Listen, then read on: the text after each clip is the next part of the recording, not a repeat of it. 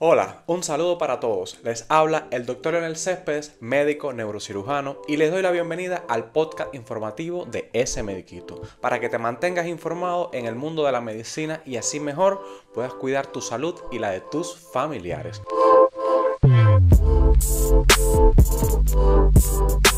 Hoy es lunes, 1 de julio del 2024, primer día de este mes, y comenzamos este podcast con una de las noticias que están ahora mismo recorriendo el mundo. Estaremos hablando de deporte, aunque este podcast es de salud. Pues en menos de un mes, Francia albergará el evento más convocante del planeta, después del Mundial de Fútbol llamado los Juegos Olímpicos, la cita deportiva más icónica de la historia antigua y moderna. Pero los 65 millones de franceses no serán los únicos que esperan ansiosos la llegada de unas 15 millones de personas, entre deportistas, turistas, periodistas y otras autoridades que participarán en la fiesta deportiva. Pues también los estarán esperando el mosquito tigre asiático, el conocido como Aedes albopictus, una especie invasora que actualmente supone una amenaza para Europa, ya que es el vector de las enfermedades como el dengue o el Zika. Lo cierto es que las autoridades sanitarias de Francia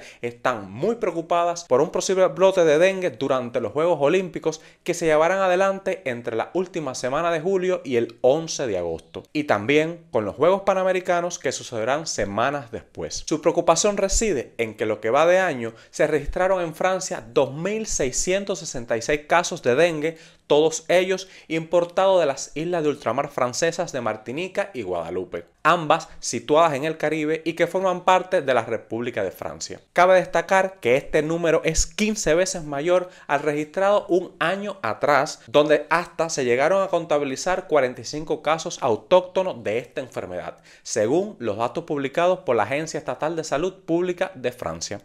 Es por ello que frente a la combinación del extremo calor, la presencia del mosquito vector transmisor del dengue, los millones de visitantes nuevos y traslados de estos por las diferentes ciudades del país, la situación es de extrema preocupación.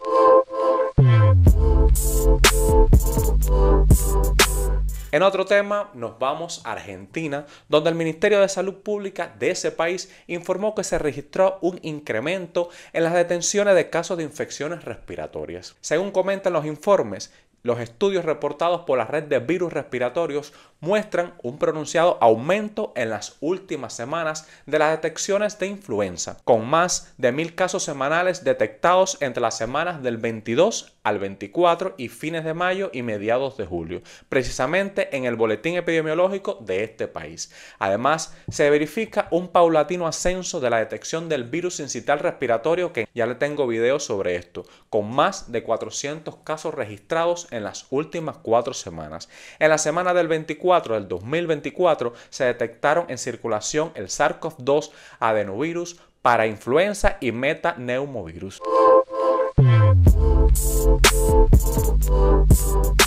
La fiebre del oropouche se extiende por toda Cuba.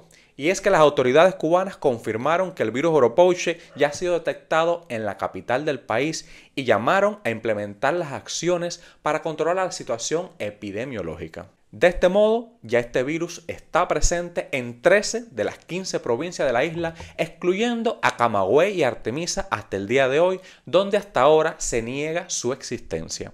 El oropouche se trata de una enfermedad zoonótica producida por el virus del oropouche, un virus ARN, el mismo que se detectó por primera vez en Cuba a finales de mayo. El virus oropouche se transmite a través de la picadura de mosquitos y su llegada a la capital cubana es preocupante, especialmente porque el director nacional de epidemiología del Ministerio de Salud Pública, el doctor Francisco Durán García, reconoció el miércoles pasado que el país no cuenta con el combustible para fumigar a los mosquitos. Los casos de fiebre se han incrementado en Santiago de Cuba, Las Tunas, Holguín, Matanzas, Ciego de Ávila y otras provincias cubanas. Termino hoy este podcast con una noticia del mundo de la música.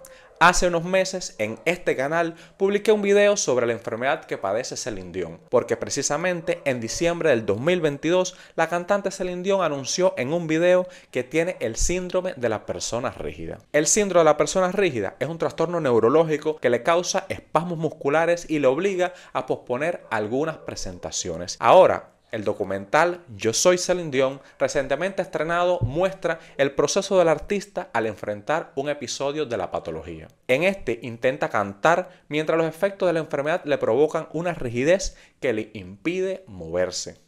La publicación de este documental ha llevado a un aumento en la atención hacia la enfermedad del síndrome de personas rígidas, una enfermedad poco conocida y que provoca rigidez muscular en el tronco y las extremidades, junto a espasmos causados por una sensibilidad al ruido y al tacto, entre otros elementos. Según los Institutos Nacionales de Salud, NIH por sus siglas en inglés, el síndrome de la persona rígida se caracteriza por episodios de rigidez muscular en el tronco y los miembros. La mayoría de las veces, los síntomas comienzan entre los 30 y los 60 años y los síntomas pueden incluir posturas anormales tales como encorvarse sobre sí mismo, episodios de rigidez muscular y espasmos que ocurren debido a una sensibilidad aumentada, como ya les comenté, al ruido, al tacto, como una respuesta al sobresalto. Caídas debido a los espasmos y la rigidez muscular cuando la gente con la enfermedad está caminando o se pone de pie. Además, aparecen parálisis cerebral y epilepsia. Celine Dion ha experimentado estos episodios de rigidez y sin dudas esto afecta su vida profesional y personal. Su carrera se ha visto interrumpida por este trastorno, lo que la llevó a cancelar su gira de Courage World Tour en mayo del 2023. En este momento indicó que había estado lidiando con esta enfermedad durante hace mucho tiempo.